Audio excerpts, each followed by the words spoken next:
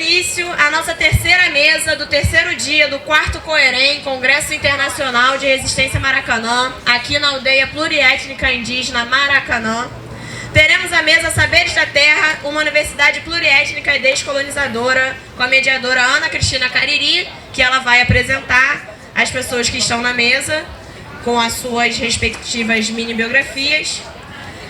E estamos aqui no 4º Coerem. Esse projeto foi fomentado pelo programa Funarte de Apoio às Ações Continuadas 2023 e está sendo realizado pela Universidade Pluriétnica Indígena Aldeia Maracanã e também pelo Centro de Etnoconhecimento Sociocultural e Ambiental, Caiuré.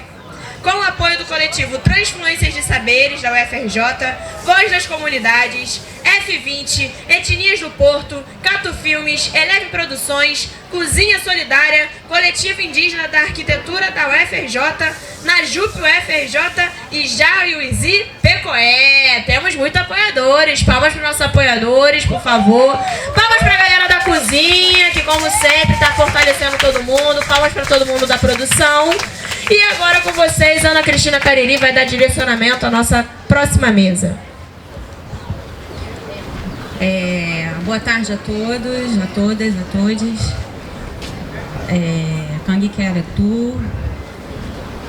Sou professora da Rede Municipal Estadual, também pós-graduada pelo MST em EJA, né? Educação de Jovens e Adultos do Campo. E atualmente mestranda da UFRJ na promoção das línguas indígenas. E a nossa mesa vai trabalhar justamente a Universidade Indígena. Vou dar início apresentando nossos parentes aqui na mesa. Então, Alexandre Cariri é Cariri por parte de mãe, de Crateús, Ceará. Nascido em Guanapará, Rio de Janeiro. Atualmente doutorando indígena de antropologia na Universidade de Ontário Ocidental, em Descanzibin, falei direito? Na Ilha da Tartaruga, Londres, Canadá, por meio do aprendizado baseado na terra minha autoetnografia, na aldeia Maracanã, investiga colaborativamente com humanos e mais do que humanos as interseções entre reidentificação indígena e revitalização do conhecimento, examinando como esses conceitos fortalecem a resiliência, o bem-viver e a autogovernança. Palmas, então, para o Alexandre Cariri. Vou começar passando a fala para cada parente aqui na mesa e retorna para mim, tá? Por favor, o microfone. Catu, Timiguete, Aníbal, Jô.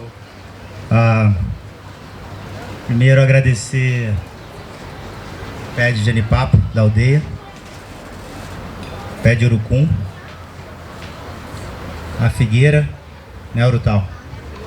Figueira, onde Urutau ficou por mais de 24 horas, naquela resistência difícil e necessária e que entrou para a história.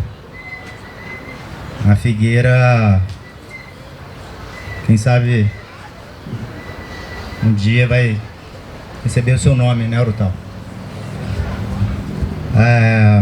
Porque aqui é a linha de frente, né, Arão? Aqui é a linha de frente. E aqui é a Aldeia Maracanã, Universidade Pluriétnica Aldeia Maracanã. É aqui que a gente aprende a contra-aprendizagem. É aqui que a gente aprende a ouvir o Maracanãzinho e a importância do Maracanãzinho, que está tomando conta de Guanaparã, do que a gente chama de Rio de Janeiro. Meus pais moram no Meia e eles cada vez mais visitam as árvores da rua que eu moro, muito mais de quando eu era criança. eles estão reexistindo conosco, com a Aldeia Maracanã. Eu vou finalizar, eu tinha planejado falar muita coisa, mas eu vou finalizar falando da nossa parente Tapixi. Cheguei aqui da Ilha da Tartaruga, que é o que chamam de Canadá. Vim só para o Coerém. E uma das coisas que eu planejei era fazer um grafismo aqui na Aldeia Maracanã. E hoje, finalmente, eu conversei com a Tapixi, falei que queria fazer o grafismo. E ela me perguntou aonde, eu falei, não, você vai decidir para mim, você me diz onde você quer que gostaria de fazer a sua arte, a sua cura no meu corpo. E ela fez esse grafismo na minha cabeça. Esse grafismo é cura, eu vou levar de volta. Na verdade, antes eu vou representar o Aldeia Maracanã num congresso de antropologia na Flórida, no Canadá, ou nos Estados Unidos. É tudo a mesma coisa, né? Canadá, Estados Unidos. O Canadá é uma extensão dos Estados Unidos. Mesma colonização. E eu vou me apresentar assim. Vou me apresentar com o colar que a Potira me deu para me proteger. Vou me apresentar com a pintura Cura de Tapixi. Tapixi, que aliás é um coelho da região, do território ancestral Guajajara, Teneterrara. E é um coelho que corre de um lado para o outro. E por esse motivo foi dado esse nome para ela. Eu vou fechar minha fala agora e a gratidão, Caturral. Tamo junto, vamos com tudo. Seguimos aí na resistência com os maracanãzinhos, com o Rio Maracanã e com todos os parentes. Catu.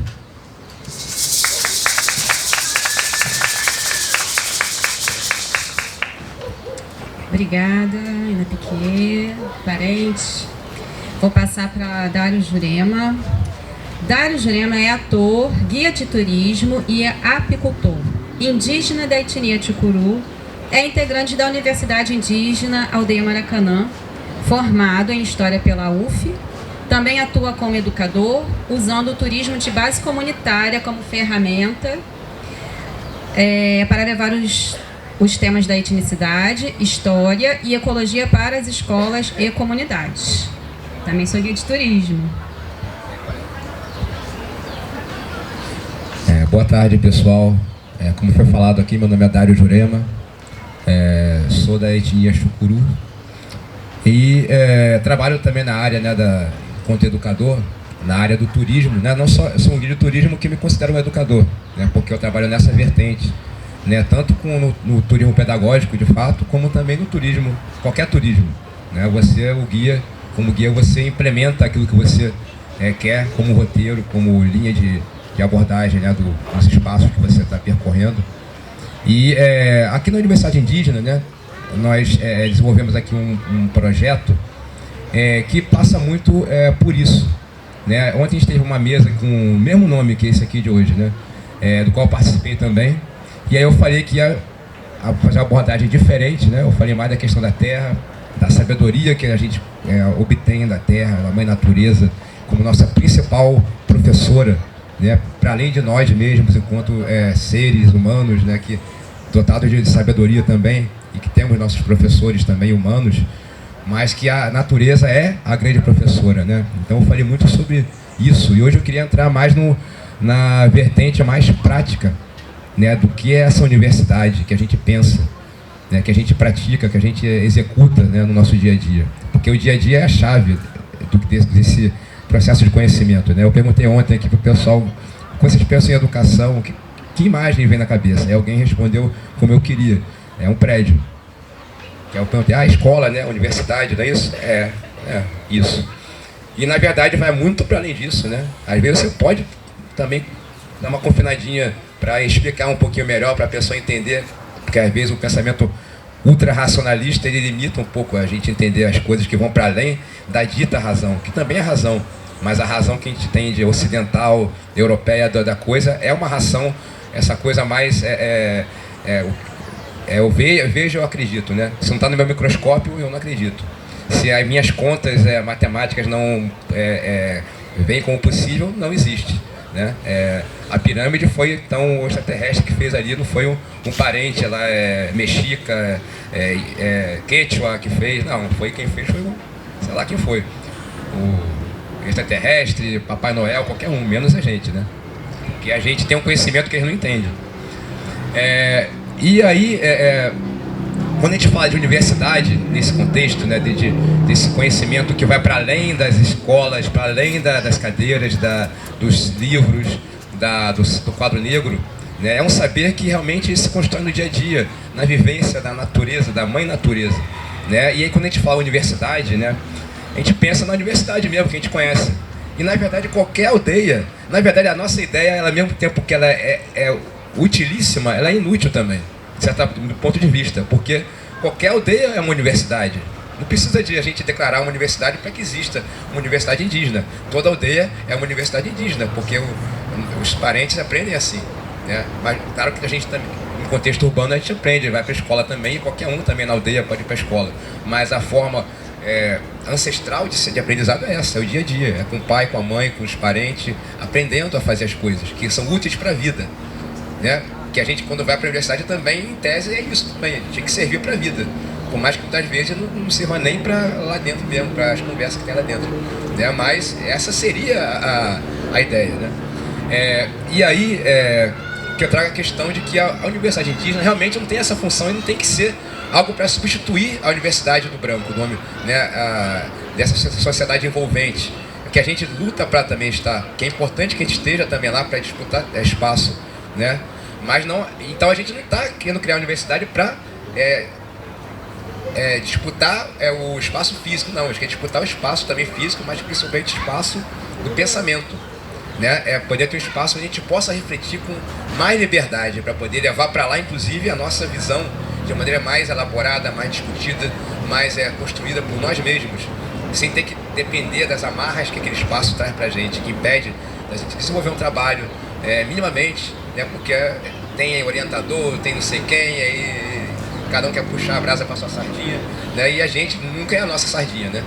Inclusive, então, essa é a universidade que a gente quer um quartel-general. Um quartel-general para poder a gente se juntar, conversar entre nós, discutir, fazer também, poder fazer formação também, se for possível, de educadores, de advogados, do que seja, né? Mas que fundamentalmente seja um espaço, acima de tudo, para a gente poder se juntar, conversar, botar as coisas, né, nos eixos, ver o que é uma visão boa para todos, né, para a gente poder levar depois para eles lá e falar, não, é isso aqui. A gente quer uma universidade que mas a gente não sabe. Não, se você não sabe, tudo bem, a gente sabe, tá aqui, ó. Só você tem verba para isso? Não tem? Previsão? Então. Agora se vira aí, que você que é o cara da verba, né, da grana, a gente não tem acesso, eles têm, então faça, cumpre, isso é porque é lei, virou lei, então, como a lei, por exemplo, esqueço, 14.000, 45. Não, cara, é outra coisa. Eu falo do ensino afro-indígena. 11.645. Isso, muito obrigado. 11.645, que nunca é aplicada. Tá aí, ó, mas você aplica, né? Ou seja, a gente tem que lutar por essas coisas e a gente criar um ambiente que seja... e aí, nesse sentido, né, eu queria colocar levantar uma questão, que a gente, quando faz essa universidade, a gente executa um trabalho também, e eu falei sobre o português de turismo, né, de turismo também. A gente faz um turismo, isso é importante para os territórios também. Essa dinâmica que acontece, a gente nem precisa querer criar, já acontece. A questão toda é a gente saber fazer, se organizar para isso, utilizar como uma ferramenta de proteção para o território também, para trazer e promover esse contato com as crianças das escolas que vêm, com criar uma rede de turismo de base comunitária, onde se produz o etnoturismo, né, o turismo étnico. E a gente tem exemplos hoje em dia, acho que na Bahia, né, onde eles fazem isso muito bem, é um interligação entre os territórios, quilombos, aldeias, comunidades, favelas, ribeirinhos, caiçaras, podendo promover um ambiente onde o turista possa vir aqui. Turista que eu falo, tanto o estrangeiro gringo lá, o estudante da escola aqui no Brasil também, que quer conhecer e que o currículo da escola não fornece essa possibilidade, né? E trazer as pessoas, com pessoas vindo de fora no território, você inclusive aumenta a segurança do território. Porque uma coisa é você ir, por exemplo, eu sou guia de turismo, faço às vezes levar pessoas em comunidade. Na comunidade onde vai o turista, a polícia não entra de qualquer jeito. Ela tem que avisar muito bem, ela não vai entrar dando tiro para tudo que é lado, entendeu? Porque ela sabe que ali pode ter um turista ali no meio ali, entendeu? Então, tipo, são ferramentas que a gente tem que estar aprendendo, e não é só por isso, são uma coisa até meio pragmática, meio prática, mas porque realmente é bom trazer as pessoas para aprender, que não sabem, né? Vem para cá conhecer o Brasil e não sabem o que é isso aqui de fato. Acho que às vezes, ou até não é o ignorante clássico, que acha que é só bunda, carnaval e cerveja, né, futebol, mas não, tem pessoas que sabem que vai além disso, mas não têm o acesso, né? As pessoas aqui nossa própria cidade também não tem muitas vezes acesso, nem sabe tem uma visão muito vaga do que é os povos originários, do que é o nosso legado real nesse país, não sabem, né? E alguém tem que falar, e acho que esse alguém somos nós que estamos aqui, né? Em vez de ser qualquer outro que vem aí querer falar no nosso nome, né? Então acho que é importante, né, os parentes estar atentos para isso e a gente poder criar ferramentas para poder fazer com que esse conhecimento, esse espaço de conhecimento não seja uma coisa como a própria universidade que é aquela coisa ali fechada em si mesma. Não, tem que ser uma coisa que vai para fora, que vem de fora toda hora, que não está preocupado em manter nenhum poderzinho ali, micropoder, né? Não, eu quero espalhar tudo, né? Espalhar, trazer e ficar nessa troca permanente. Vou ter mais para falar, mas o tempo já deu, já não vou atravessar aqui. Muito obrigado.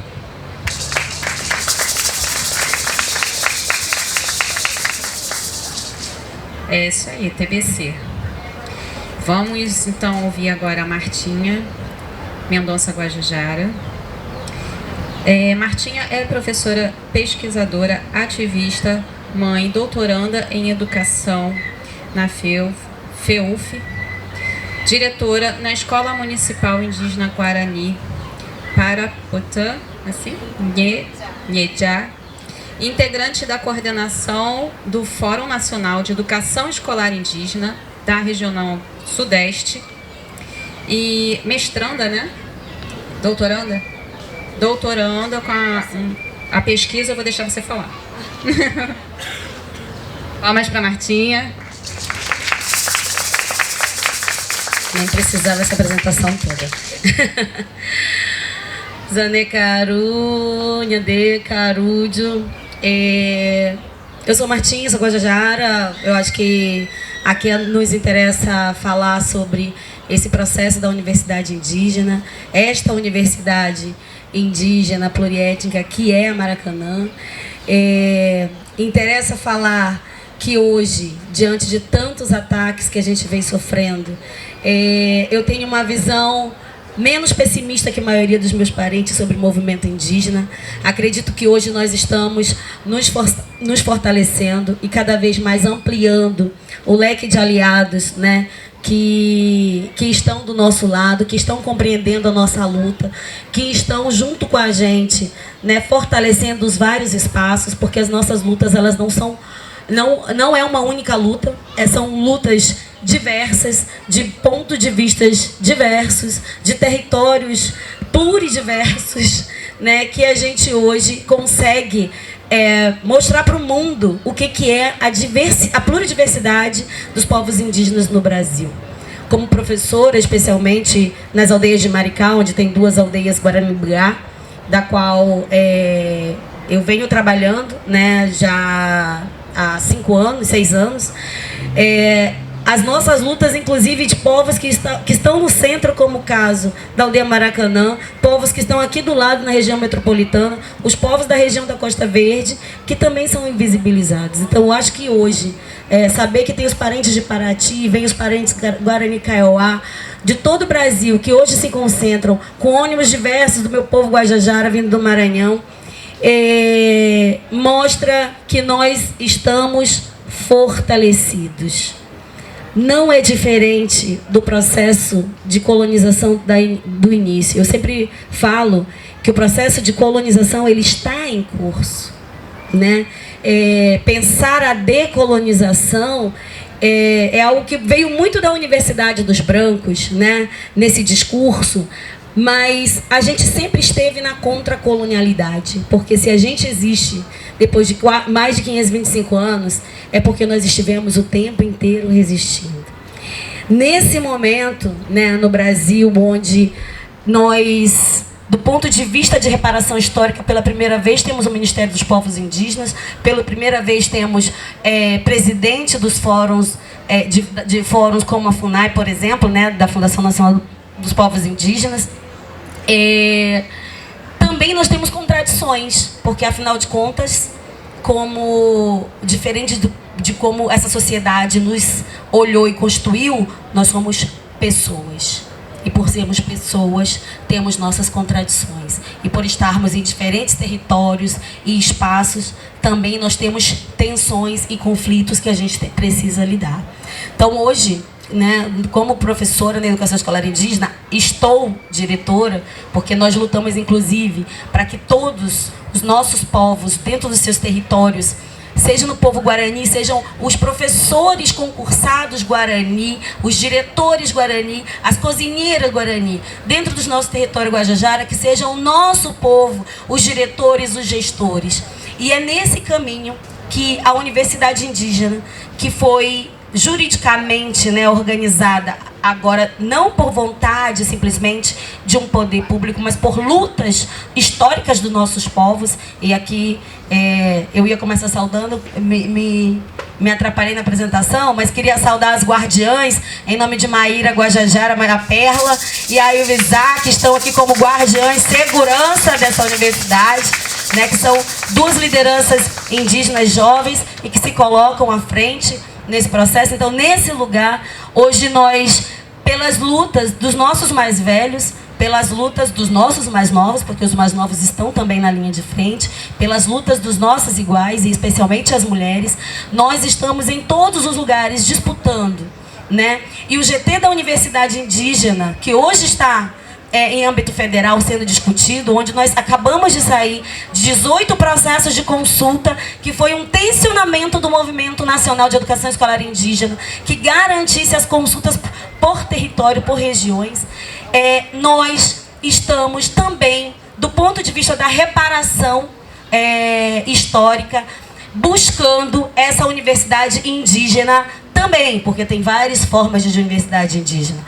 Também no âmbito de uma reparação, em que os nossos cursos sejam feitos a partir das nossas cosmologias, que os nossos professores sejam os nossos professores indígenas do Brasil inteiro, de diversos povos que estão aí. E pensar uma universidade que seja uma universidade árvore, em que as suas raízes estejam em todo esse país, porque não é possível construir uma universidade que dê conta da diversidade que existe nesse país, mas que ela é importante e que todo movimento que constitua a luta por a universidade indígena, para que os nossos também tenham diploma. Eu vi uma fala mais cedo, assim, nós só temos que ensinar, nós também queremos diploma, porque é com diploma na mão que a gente disputa o poder nesse país, é com diploma na mão também que a gente tem advogados que disputam as nossas causas, entendendo qual é o direito a partir da nossa perspectiva dos nossos territórios, que a gente de fato faz reparação pelas nossas próprias mãos. Então eu defendo aqui uma educação escolar indígena, que seja feita por nós, para nós.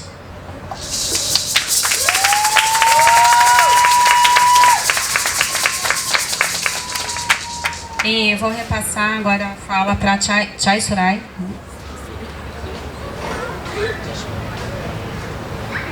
Canatenga, boa tarde a todos. Eu sou Chai Suruí, Sou liderança indígena do povo Paité Suruí, do estado de Rondônia, do bioma amazônico. E hoje é um prazer, né, uma honra poder estar aqui com vocês nesse território de tanta luta, né, nesse território sagrado aqui, né, na aldeia Maracanã. E aí, falando de universidade, né, eu vou contar um pouco da minha experiência na universidade, né. Eu ainda não concluí o meu curso, né, eu estou ali na faixa etária da evasão escolar, mas porque é muito difícil ainda, né, fazer universidade para nós, né. Só para vocês terem ideia, eu lá no meu estado fui a primeira indígena a cursar, né, o curso de Direito na Universidade Federal. E como eu falei, ainda depois de mim entraram, né, outras parentas, mas não é fácil, né? Porque a universidade, infelizmente, não é um espaço acolhedor para nós, né? O curso de Direito, que é um curso elitizado, menos ainda, né? E a gente sabe muito bem que o próprio direito hoje ainda é uma arma da colonização, né? É através do direito também que eles usam para nos colonizar, que eles usam para tentar fazer reintegração de posse, né? Como foi tentado aqui nesse território, né? Então, eles ainda usam o direito para nos violar, para nos ferir, né? Então não é fácil estar lá. No primeiro semestre, né, da universidade, primeiro a gente estudava só negócio de filosofia, sociologia do direito, né? Então no segundo semestre que eu fui ver realmente as leis, né? Fui pegar um vade-mecum, né? E a primeira aula que eu tive foi de direito civil.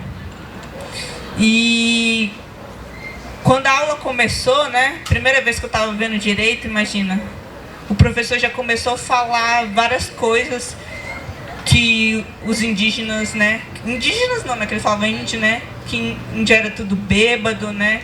Tudo preguiçoso. Falando dessas coisas, né? Na sala de aula, um professor da Universidade Federal, né? Advogado. Só que eu acho que ele não sabia que eu estava lá, né? E meus colegas de classe que sabem que eu, né? Sabiam que eu sou indígena, todo mundo já ficou me olhando, né? E aí ele percebeu, né? E aí ele pegou e falou assim, você é indígena? Procurou meu nome na lista, né? E meu nome é Walela Roichai, né? Não tem como negar, né? Nem também a cara não nega, né? E ele falou, você é índia, né? Aí eu falei que era, né? Que aquilo que ele estava falando era mentira, né? Até porque, né? Você não vê falando dos brancos da mesma... Se um branco erra, não fala que todos os brancos é ruim, né? E a própria questão do alcoolismo, né, é também usada contra nós, né? Eles levavam mesmo bebida, né, para dentro das comunidades como uma forma de desestabilizar, né? Hoje a gente tem, enfim, grandes problemas com isso que hoje a gente também está tendo que lidar, né? E aí ele pegou e olhou para mim e falou bem assim, não, mas tudo bem, você pode vir peladinha para minha sala porque você é bonitinha. Então, essa foi uma das experiências, né, que eu tive dentro da Universidade Federal, né, como estudante. E, enfim, quando esse tipo de coisa acontece primeiro com a gente, né, a gente nem sabe como reagir. Hoje eu consigo falar aqui com vocês, né, com todo mundo, falo em público, mas naquela época, né, eu não falava desse jeito, né, eu não sabia me expressar assim, né. Então você nem sabe também como reagir, né, diante muitas vezes do racismo e do assédio que a gente sofre. E aí, né, para mostrar, né, mas apesar de tudo isso, né, vendo também na minha experiência na universidade, eu entendi isso que a Parenta falou, né, que também é um lugar que a gente tem que ocupar, né, e se empoderar, né, principalmente também na área do direito, que a gente vai ter aqui o nosso advogado depois falando, né, um pouco, porque como eu falei, né, o direito ele é colonizador, né, e eles usam isso contra nós. Um exemplo, né, que eu não poderia deixar de falar aqui é o que está acontecendo no Supremo Tribunal Federal, né, aquele que deveria ser o guardião da nossa Constituição, da nossa Carta Magna, hoje propõe uma mesa de conciliação, né, para negociar os nossos direitos, né, para legitimar, né, a violência contra nós, para legitimar a retirada dos nossos territórios, né? Até porque o próprio Supremo Tribunal Federal já declarou, né, a inconstitucionalidade da tese do marco temporal. Então eles estão indo contra suas próprias decisões para poder o quê? Para poder explorar o nosso território, né? Para poder continuar tirando mais o quê de nós, né? Se não já tentaram tirar tudo, né? Então, mas eu entendi que é isso, a gente precisava ocupar a universidade também para levar, né, o nosso conhecimento, porque também durante muito tempo, né, a experiência que eu tinha da universidade, eram os pesquisadores, né, que iam lá na aldeia, fazia pesquisa, virava doutor com o nosso conhecimento e nunca mais voltava. Não trazia nem essa pesquisa de volta para dizer o que eles, né, tiraram daquilo. Nós não sabia nem o que ele tinha botado lá, né? Então, era essa a minha experiência, né, com a universidade. Primeira experiência, né? Então, eu nem gostava de falar com nenhum pesquisador, não. Porque era uma experiência ruim, né? E muitas vezes, quando eles foram lá, era isso. Os pesquisadores iam lá, tiraram até nosso sangue, levaram lá para o Canadá, e lá, igual o parente falou lá que ele estava lá no Canadá, né? Nosso DNA está até aí hoje no mundo, né? Do povo Paitesseruí, que roubaram de nós, né? E até hoje não teve reparação, né, sobre essa violência que a gente nem sabia que eles estavam fazendo, né? Eles falaram que estavam indo lá para dar vacina, né? Para dar remédio. E aí depois foi essa a segunda experiência de entrar mesmo na universidade, né? E entender ali como um lugar também de luta, né?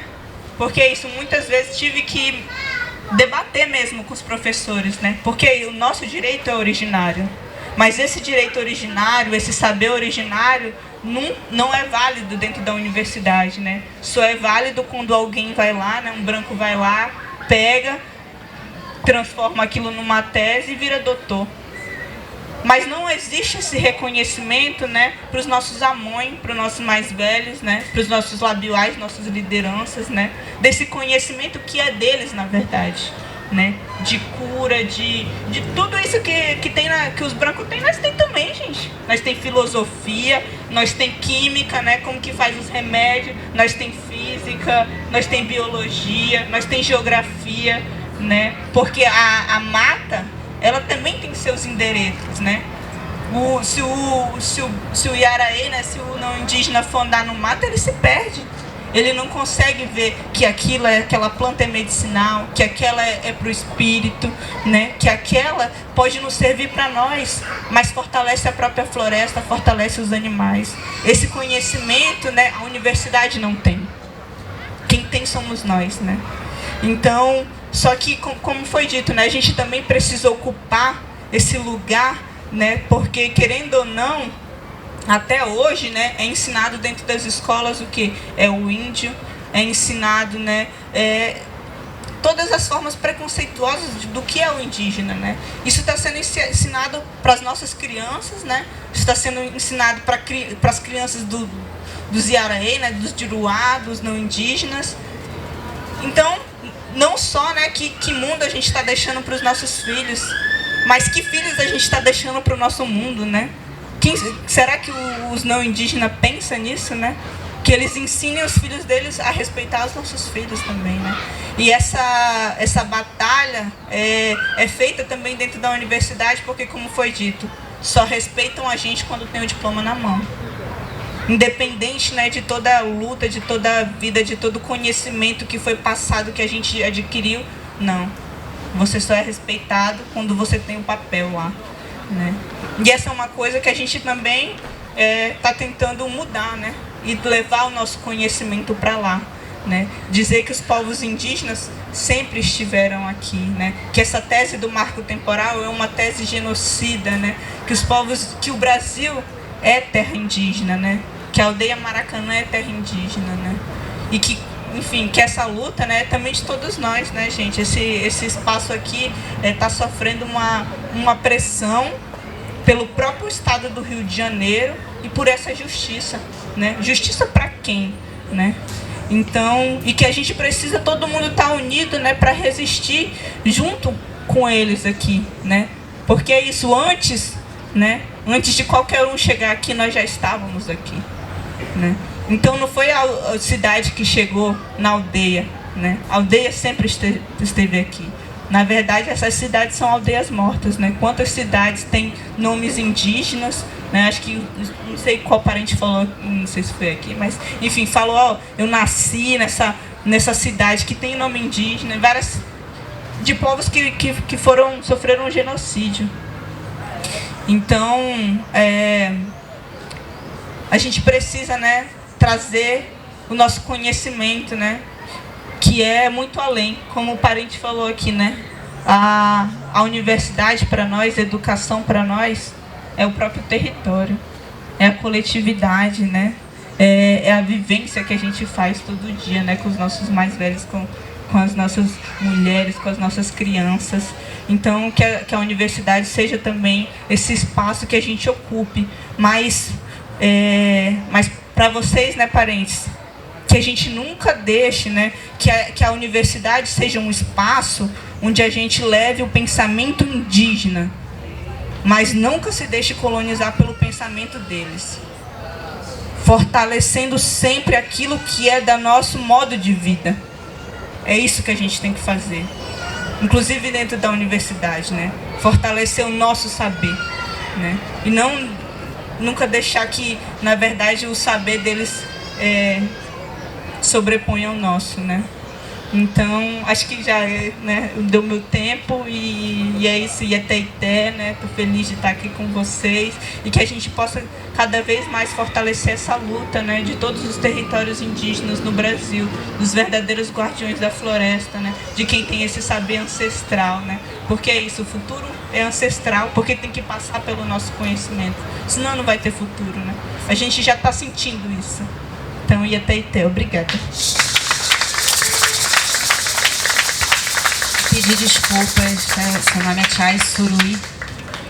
E é isso, a gente precisa decolonizar esses olhares do que é uma universidade indígena, do que é o nosso território, e a gente precisa demarcar esse território.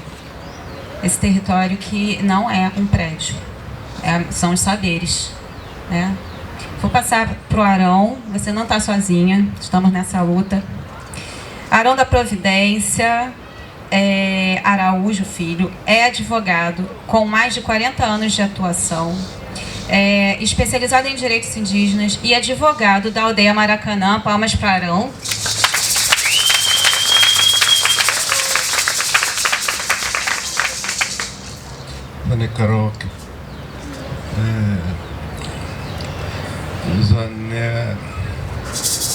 Zané Capiruara,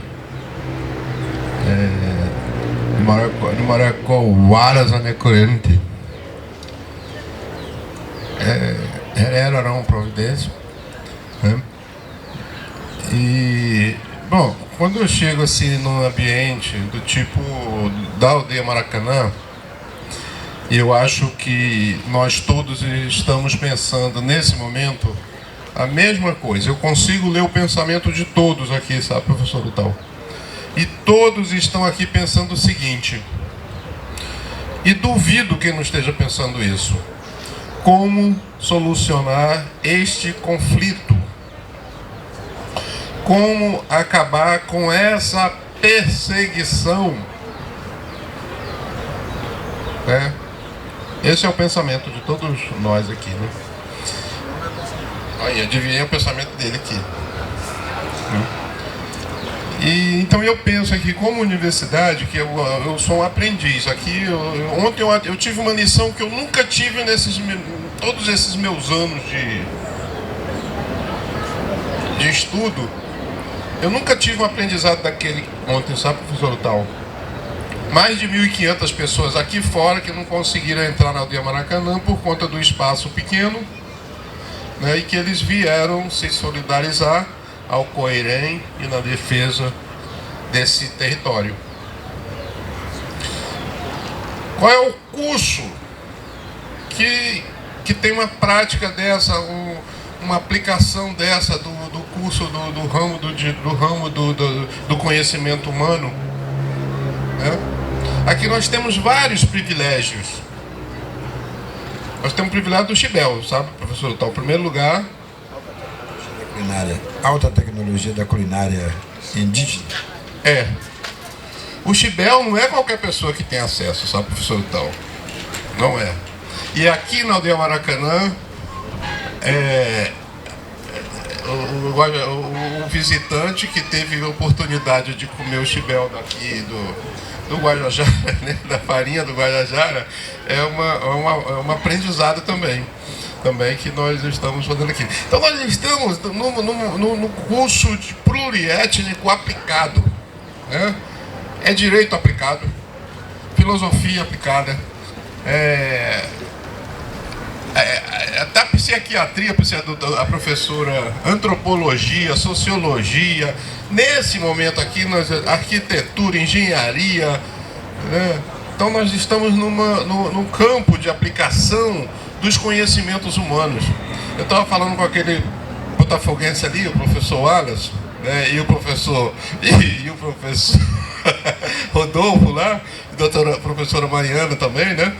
E com o professor Udal, aí as professoras, rapaz, aqui, enfim.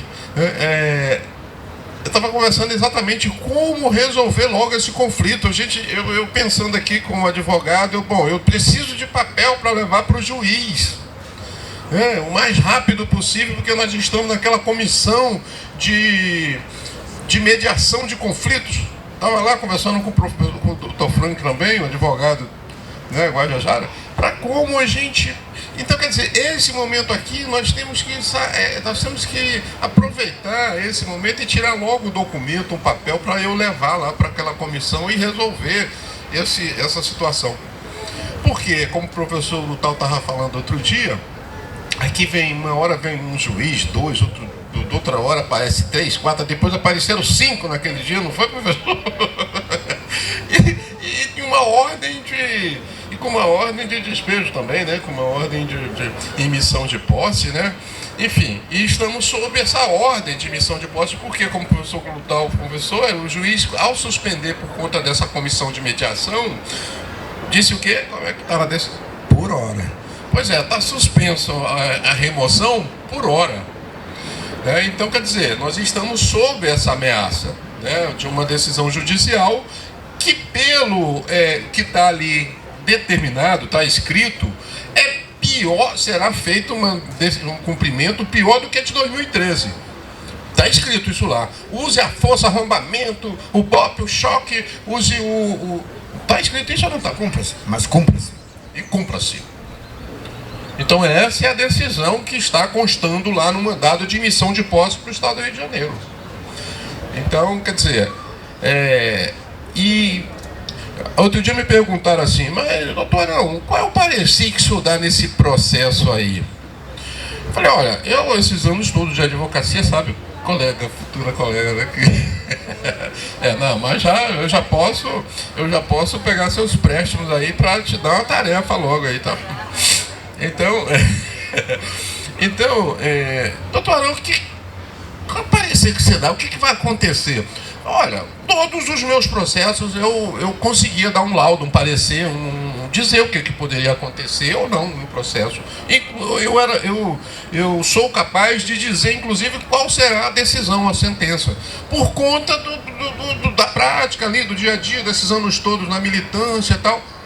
Eu consigo fazer isso. Agora, nesse processo aqui, não. Nesse processo, o que eu tenho a dizer para a galera aqui é que ataca.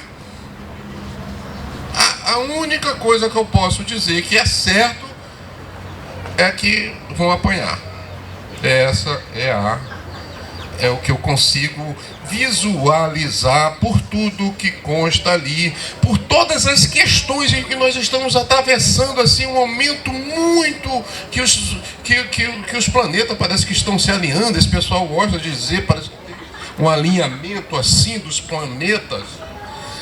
Astral, um alinhamento astral, Os astros estão se alinhando de tal modo que quem está na linha de frente vai sofrer taca. Taca. O capital está sob um ataque pesado.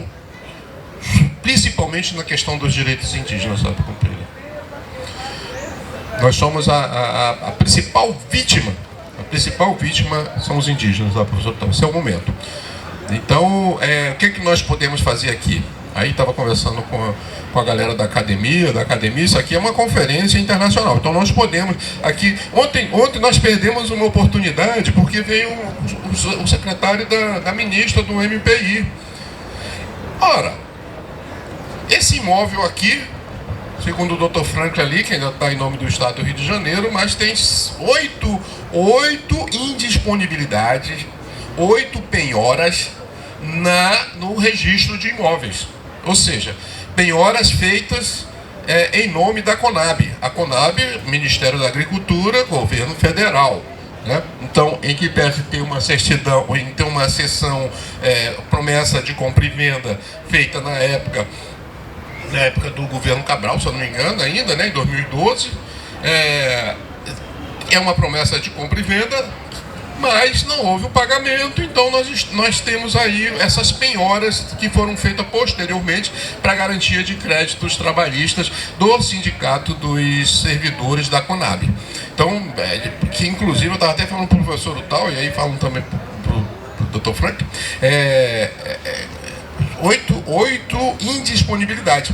Por conta, e aí é bom também porque o artigo 231 da Constituição diz que os direitos indígenas são indisponíveis, né? Então esse aqui tem 8 vezes indisponibilidade. Mas mesmo assim tem esse mandado esse mandado de emissão de posse para quem comprou e não pagou. Aí naquele dia que teve aqui a visita técnica da Comissão de Mediação de Conflitos, o próprio procurador do Estado falou o seguinte: não, o Estado faz isso. O Estado faz isso, ele compra e não paga. E aí fica por isso mesmo. Aí o doutor Franco estava me falando, não, mas é isso mesmo, fica por isso mesmo. O Estado não paga, ele fica com o imóvel e fica por isso mesmo. Eu falei, então, o negócio é pesado, é uma articulação, como você falou, usar essa estrutura existe exatamente não em benefício nosso, não em benefício da população, não em benefício desses direitos e garantias. Que como eu falei antes de ontem na minha fala também, o direito indígena é a coisa mais linda do mundo, coisa linda, maravilhosa, indisponível, inalienável, imprescritível. É o único direito que tem todos esses princípios cravados ali na Constituição. Mas são letra mortas, né? Ninguém nem está aí, e ninguém faz nada. Então, quer dizer, eu penso assim que pelo menos deveríamos sair daqui dessa conferência com a demarcação logo, aqui a população, nós mesmos que vamos ter que vamos demarcar tanto com os corpos aqui presentes e como também com o documento. Pode ser que a ministra não entenda de fazer uma portaria e fazer uma transmissão, recolher esse patrimônio, se não tiver na Conab, mas eu penso que é um patrimônio da União, não que pese o doutor Frank falar que não saiu, é do Estado, está lá, é um patrimônio. Mas como? Ele não pagou, ele está lá em disponibilidade, está lá com 8 penhoras. Então nós podemos, a Conab pode fazer a destinação disso aqui para demarcar isso aqui, fazer uma destinação como fazer uma regularização fundiária nos termos da legislação que diz que os prédios da União que estão sendo dados a destinação para a cultura, para o meio ambiente, para o social, ambiental, tal. Isso tem que ser regularizada essa questão fundiária. Então nós temos que fazer isso e pedir, pode ser que a ministra não entenda isso, não sabe que tem essa legislação que diz que pode regularizar os imóveis que estão sendo dados a essa destinação. Pode ser que ela não saiba disso, mas a gente tem que lembrar. Te prepara a portaria aí, o professor Rodolfo estava até lembrando, vamos convocar a conferência aqui, a Coirem vai tirar uma portaria e pedir para a ministra assinar, ou então mesmo a gente mesmo assina e constrange essa galera que não sabe que existem essas garantias, não sabe que existem, que essas pessoas não estão sabendo, gente, esse pessoal do governo é um pessoal que está começando agora, não sabe que tem esses direitos, essas garantias. Eu acho que nós temos que lembrar, porque eles estão pensando filosoficamente em outra VIP, né? Que o pessoal fala, em outra VIP. Eles estão assim, anestesiados com... Foi isso que foi feito, companheira, nessa mediação do Supremo. E eu achando que essa primeira mediação que teve no Supremo, eu achava que o pessoal ia tratar das indisponibilidades dos direitos indígenas, das inalienabilidades, da imprescritibilidade. Mas trataram disso tudo, indenizando 146 milhões para os invasores que mataram os indígenas há pouco tempo lá, os Kaiowá, no Mato Grosso do Sul. Oh Deus, essas pessoas não sabem, não devem estar sabendo desses princípios, desse direito. Então usaram isso para ganhar dinheiro, não para indenizar a questão da educação indígena que não existe nesse país. Não para indenizar, para repor a saúde indígena que não existe nesse país, a atenção básica não existe. Não existe a escola de 1ª a 4ª série, professora, a senhora é diretora, não existe. Se existe a escola, mas não existe o diploma. Se existe o diploma, mas não existe o professor. Contrato, não existe um quadro, não existe um organograma da escola indígena no Ministério da Educação, não existe. O cargo de professor indígena não é reconhecido, o agente comunitário de saúde não é reconhecido, é precarizado, terceirizado, contratado. Se ele denunciar alguma coisa no mês seguinte, não renova o contrato dele. Mas são 4 empresas na saúde. E na educação são precarizados, terceirizados, quarteirizados.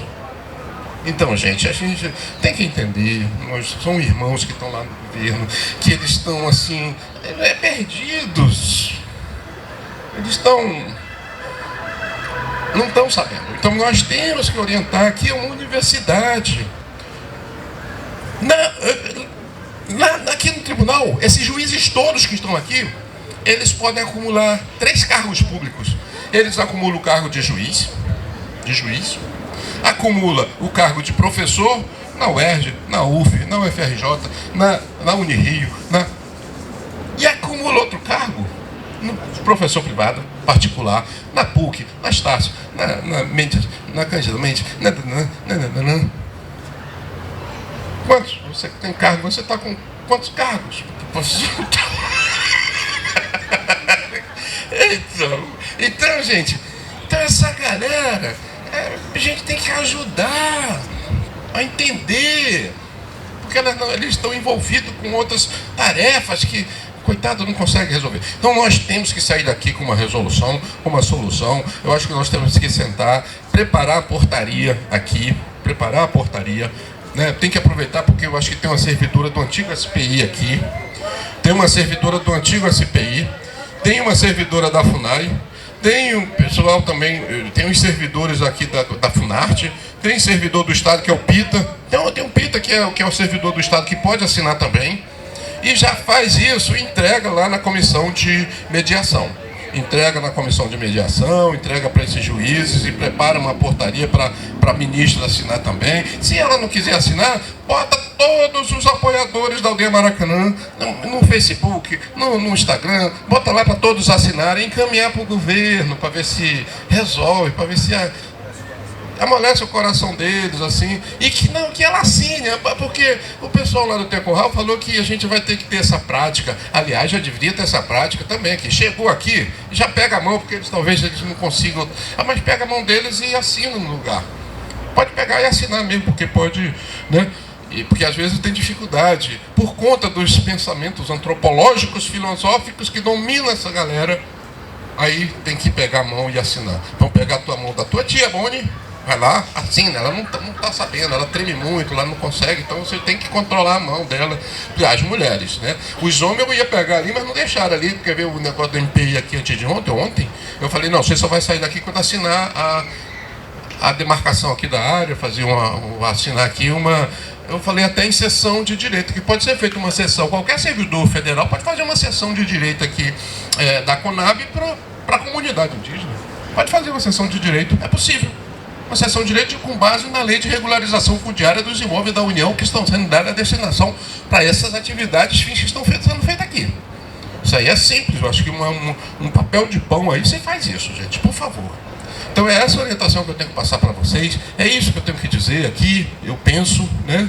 E desculpe se eu estou me excedendo aí em alguma atividade, sabe, professor? Peço desculpa, tá? Tá bom, gente. Tchau.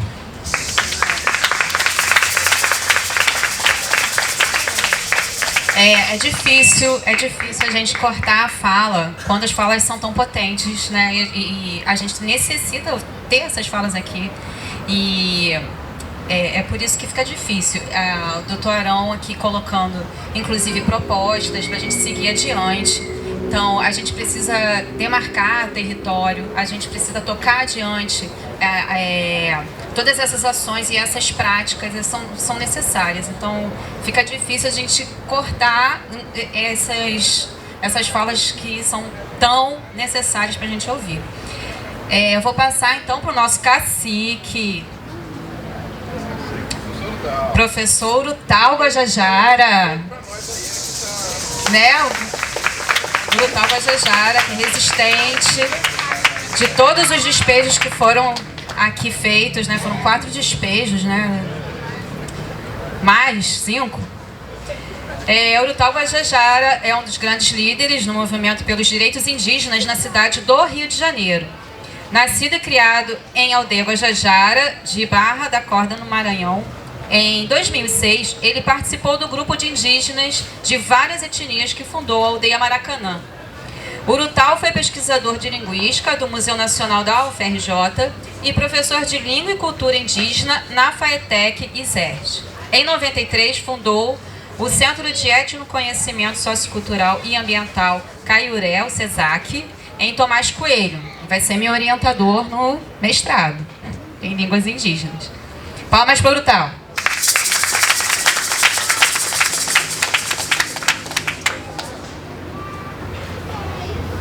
Zanacaruca Patuô, Herera Urutal, Tentarra Rio, Teri Tuchau, Tecorral Maracanã, Rio de Janeiro Perrado.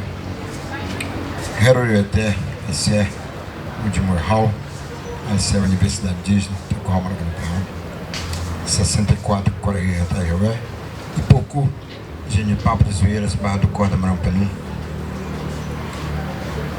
Essa língua é o Zengueté. A língua do povo Tenterrara Guajajara, minha língua materna, é uma língua do tronco tupi, família tupi-guarani, onde concentra-se aproximadamente 50 mil Tenterraras. Os Guajajaras estão espalhados no Brasil inteiro, mais uma concentração maior, sul do estado do Maranhão, divisa com o Pará. São 11 terras Tenterrara Guajajara e aproximadamente 160 aldeamentos espalhado ao sul do estado do Maranhão.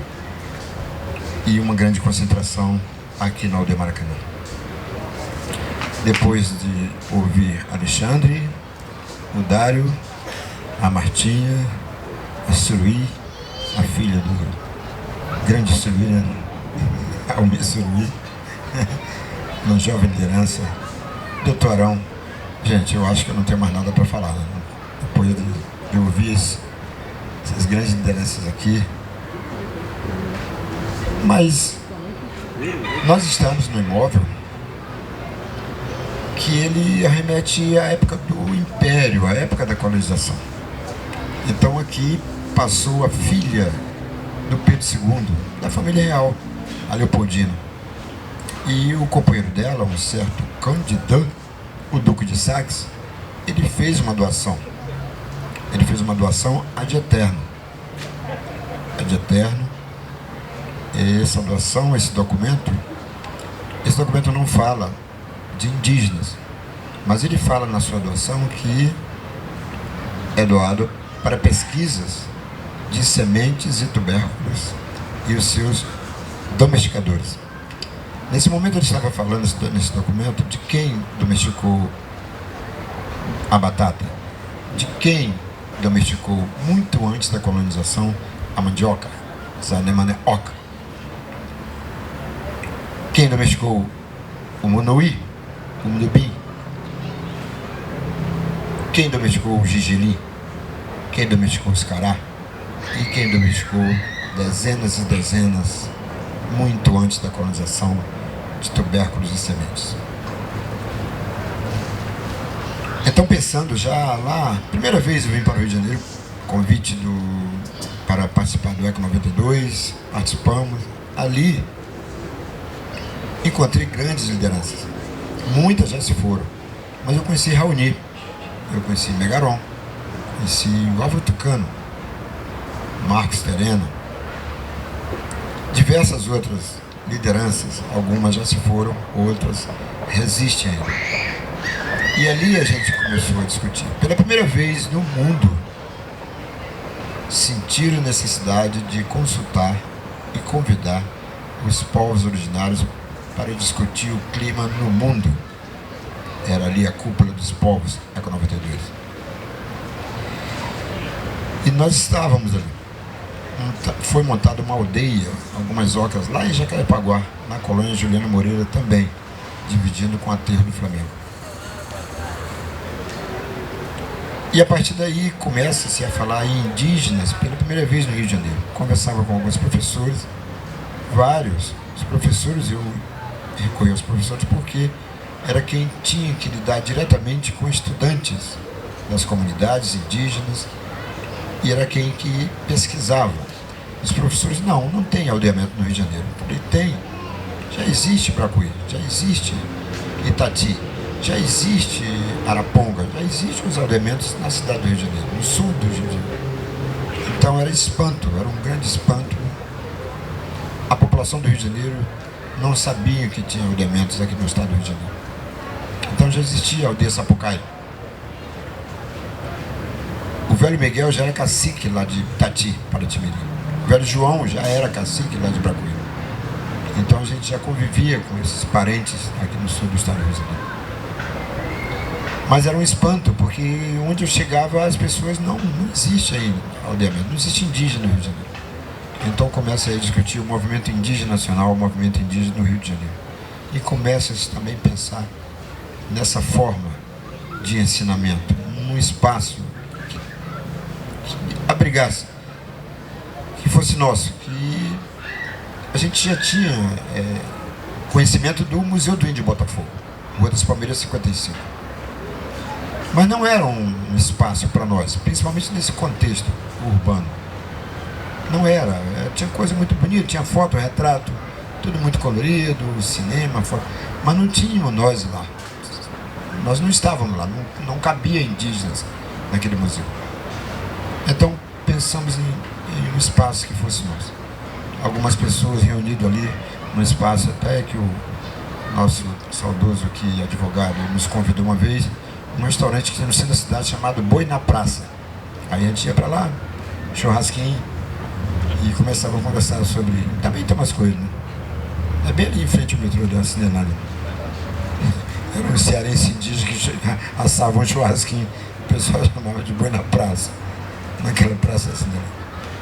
Começa -se a discutir ali um espaço, que era um espaço para nós, que nos cabia.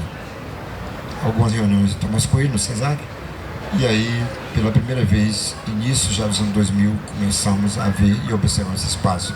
Antigo Museu do Índio. Só aí então que nós descobrimos que tinha toda uma historiografia do indigenato, do indianismo, daqui saiu daqui, todas as expedições. Expedições Meirelles, expedições Vilas Lobos, expedições Rondon, expedições rumo ao oeste, expedições telégrafos. Saíram daqui todas as expedições desse espaço. Então só depois reunimos tudo isso. E aí pensa-se numa universidade, numa pluriversidade. E aí começa aqui um campo de pesquisa, mas só no início dos anos 2000 não, 2004 também não, muito fraco, só 20 de outubro de 2006 reassumimos para transformar isso aqui num campo de pesquisa de todas as áreas do conhecimento.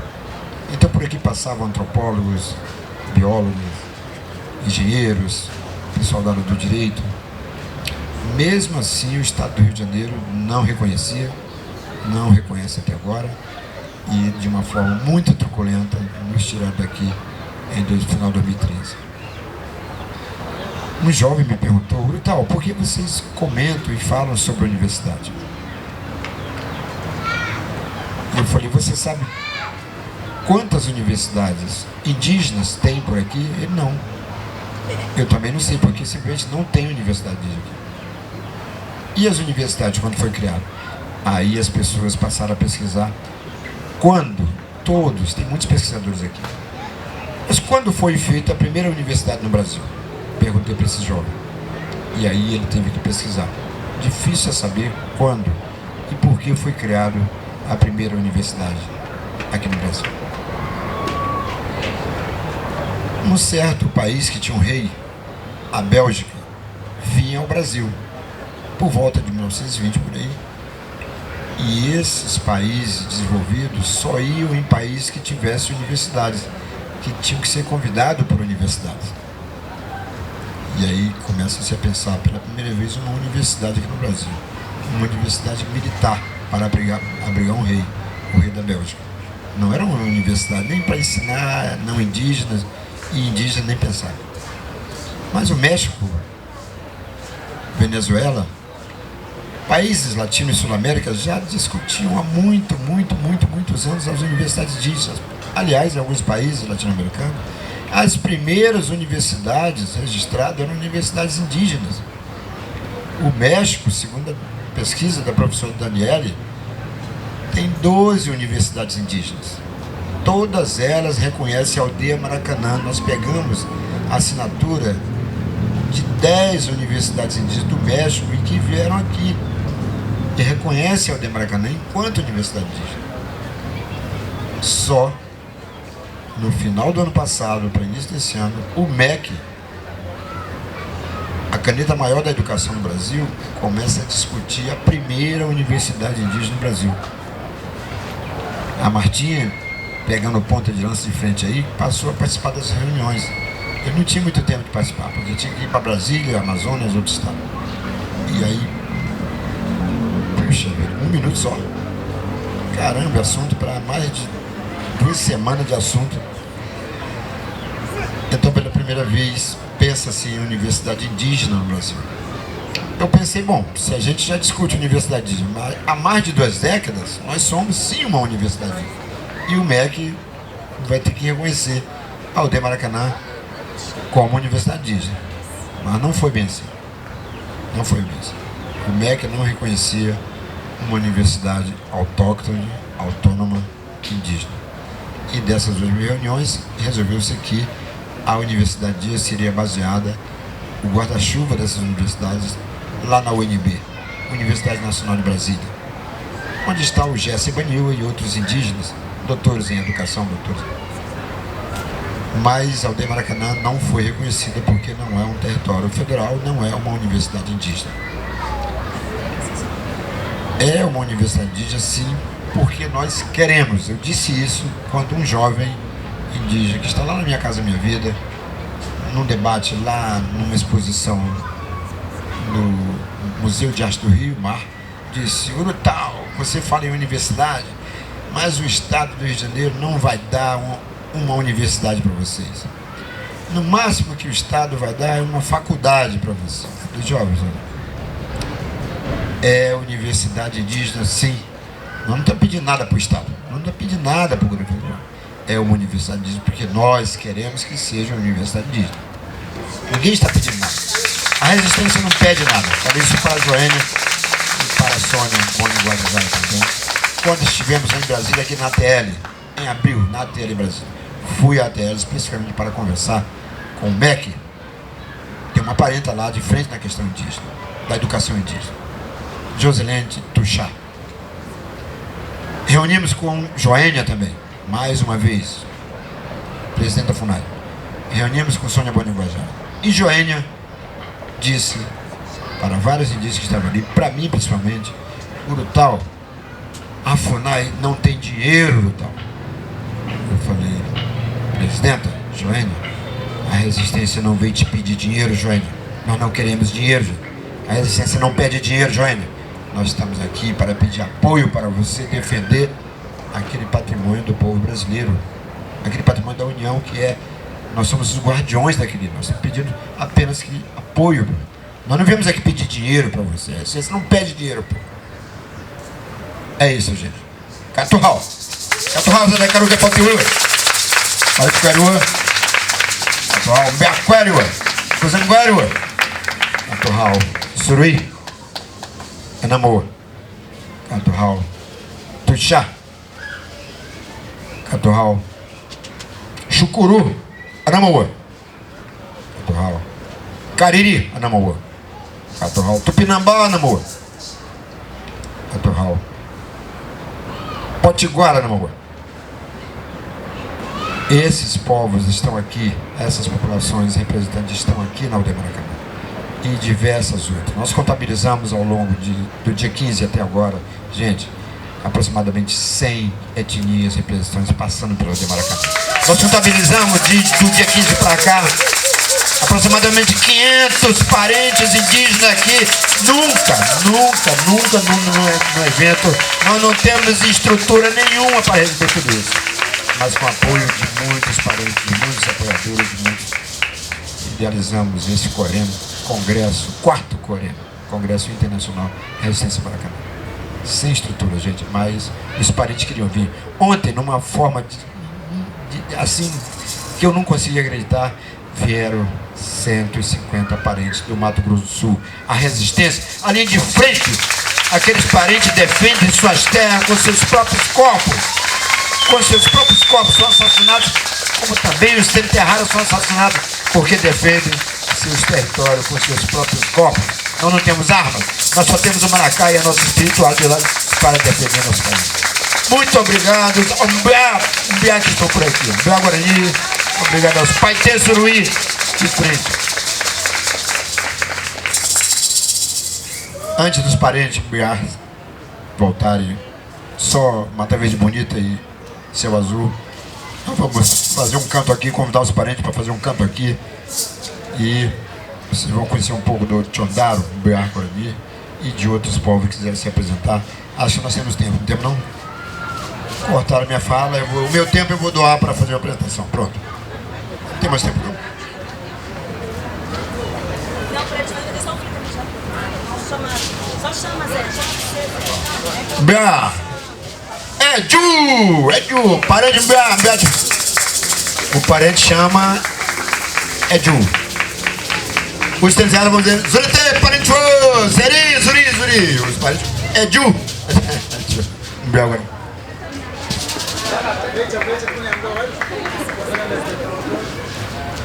Gente, eu muito grato aos parentes Mbiá Guarani.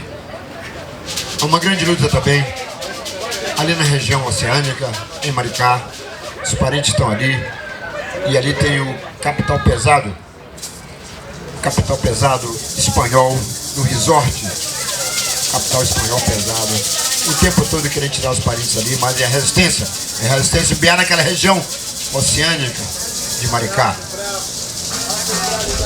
Ancestralidade, isso, parente.